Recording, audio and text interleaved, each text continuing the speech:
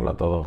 Hoy os traigo un vídeo de los que a mí realmente me apasionan, de los temas que me cautivan, sobre la estructura de la conciencia, la estructura de la conciencia humana y la estructura de la conciencia en general de otras especies. Es un misterio profundo, porque no sabemos realmente cuál es ni su generador, ni cuál es exactamente el soporte. Hay muchísimas teorías. Una de ellas es la teoría de los microtúbulos de Hameroff, que está en Sedona, es un anestesiólogo, y este señor dice que la conciencia se deposita como soporte en los microtúbulos, y eso lo demostró con unas especies que son las amebas. Cómo pueden trasladar su conciencia de generación en generación sin un sistema nervioso establecido, desarrollado. Bueno, pero Hameroff y su teoría de los microtúbulos es muy interesante. Lo que os cuento aquí es algo radicalmente diferente. Os traigo un vídeo que voy a dejar que lo veáis y luego os voy a explicar por qué tiene una trascendencia brutal en el análisis de la conciencia humana y de la conciencia en general. El intentar explicar el vuelo de las aves ha sido motivo de muchísima divergencia en cuanto a opinión y estudio. Pero intentar explicar por qué se mueven de forma masiva, formando figuras en el aire, es algo imposible. Hasta ahora no se ha podido realizar, incluso usando inteligencia artificial, incluso usando algoritmos matemáticos que puedan intentar correlacionar entre las figuras que hacen esas miles de aves en el cielo volando y la capacidad de reacción, la rapidez, de la velocidad a la que puede desplazarse un impulso eléctrico desde el cerebro al extremo de la musculatura del ave. ¿Cómo pueden reaccionar? Esas velocidades son incompatibles. Es incompatible la velocidad de reacción de un extremo de una de esas nubes de pájaros de la ave, si tomamos las mediciones de los impulsos eléctricos a través de los nervios, en referencia a la velocidad de cambio de trayectoria que se produce a cientos, incluso miles de metros en ocasiones, de una ave hasta la otra. No hay forma de explicarlo, no se sabe por qué, no se sabe qué condición de orden de conciencia genera ese cambio instantáneo de movimiento a distancias imposibles de observar y a distancias imposibles de recorrer según un impulso nervioso a través del cuerpo del animal. Es un misterio. Se desconoce profundamente cómo pueden cambiar de dirección todas al unísono, formando figuras extraordinarias en el aire. No se sabe. Y una de las teorías más interesantes que han intentado explicar todos estos procesos es la teoría de los campos mórficos o morfogenéticos de Rupert Sheldrake, que explica, entre otras cosas, por qué una semilla puede convertirse en una secuoya a lo largo de los años. No solamente por la capacidad y contenido de la estructura genética que subyace en el interior de la célula, sino por algo más, una forma energética no definida, una estructura de conciencia que permite como un molde desarrollar el árbol desde una semilla, igual que una persona desde un embrión. Todo el material genético está ahí contenido para dar esa información, pero la particularidad de cómo se desarrolla la persona, de por qué con esa precisión se desarrolla la persona, no se puede explicar. Es un misterio, uno de los grandísimos misterios. Lo mismo sucede con los animales, las plantas y el resto de las especies. Ese misterio intenta darle una explicación, una tesis de conocimiento Rupert Sheldrake, que os voy a explicar después de este vídeo.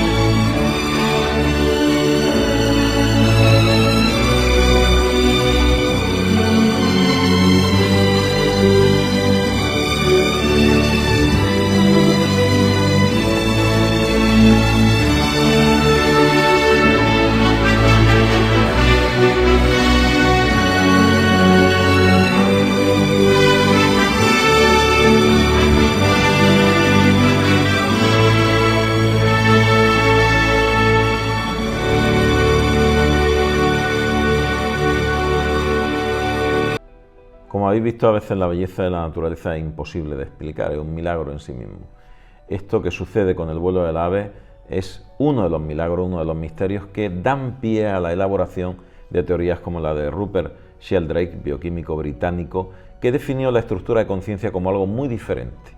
Ahora mismo, una de las tesis que son preponderantes dentro de la biología es que el cerebro, la estructura del sistema nervioso central, genera de alguna forma la conciencia y es soporte de ella a la vez. Pero Rupert Sheldrake y otros pensadores van un paso más allá. Definen la conciencia como algo no definible y no concreto dentro de la estructura del sistema nervioso central, al hilo de lo que Hameroff también describe en su teoría como sustento de los microtúbulos, sustento de la conciencia. Lo definen como algo más, lo definen como un patrón de conciencia que permite la conexión entre especies y a su vez permite la conexión dentro de la especie y dentro del propio individuo como un patrón de generación de forma. ¿Eso qué querría decir? Que la semilla no es una semilla aislada, es una semilla que participa de una estructura de conciencia de su propia especie, su propio género, y que permite en sí mismo desarrollar la estructura final de árbol. No solamente el contenido genético es la sustancia básica necesaria para que se defina toda la estructura biológica, pero debe de haber algo más. Esa falta de definición, esa falta de conocimiento del proceso en su origen hasta su final, determina que teorías como la de Rupert Sheldrake y los campos morfogenéticos tengan cabida, al menos como posibilidad. Ha sido muy discutida, pero tiene algo que Einstein definía como belleza intrínseca. Es una teoría que tiene armonía, tiene belleza y que puede explicar con claridad fenómenos que de otra forma, con las teorías convencionales, no son explicables.